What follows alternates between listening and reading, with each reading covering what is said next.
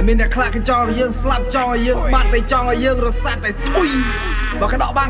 ដូចមាត់ថាតតែកំពឹសខ្លាចទេវតាអមតាសម្បត្តិក្លេមិនខ្លាចព្រោះតែខ្លាចស្អីសម្បត្តិខ្លាពលឺចាំពេកយកដៃបងលេបងវិញចិត្តទេរឿងចាំពេកខ្ជិលហាមាត់ពេកយកដៃមកសរសេរជឿអ្នកទីដែលគេប្រាប់តគ្នាតែកំជឿខ្ញុំពេកជឿដៃជឿផ្កាយជឿនឹងភ្លេងតែមិនជឿសំលេងកាយដៃចូលដេកគេហៅថាសាសពមិនទាន់ស្លាប់បានទេមិនទាន់ដល់វគ្គបញ្ចប់45ជុំមេឃ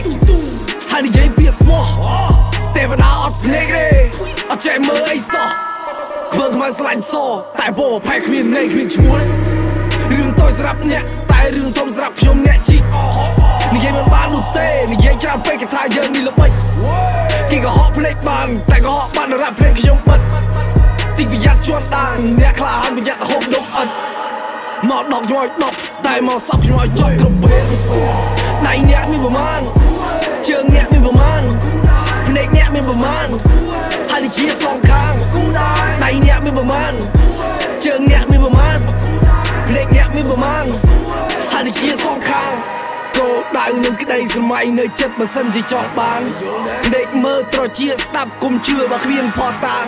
គេថាក្បាលអត់មានខួរតែខ្ញុំនឹងយកអីបានតែភ្លេចគុណឯង4យ៉ាង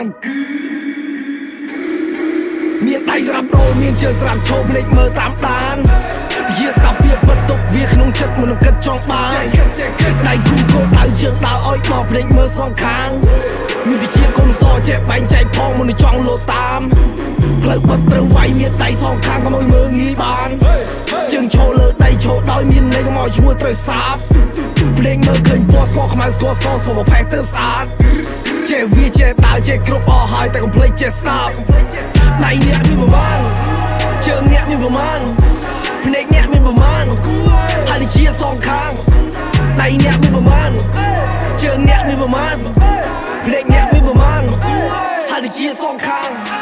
ចង់បាញ់ចង្រាទៀតចង់ឆ្លៀតបែបណាចង់កាច់ឲ្យកោឬក៏ចង់ប្រេះក្បាលខ្ញុំប្រាប់ថាស្គៀមចូលយាមខ្លួនប្រាណមនុស្សដីមានឈាមអាចចូលចរចាព្រោះនៅលើផ្លូវមិនដូចជាសៃវាតមនុស្សដល់ស្លាប់ចាំកាត់សុខភាពចាំពៀកខ្ញុំទេមានខ្លាមានក្លេឃ្លាមួយចុងក្រោយ say my name 45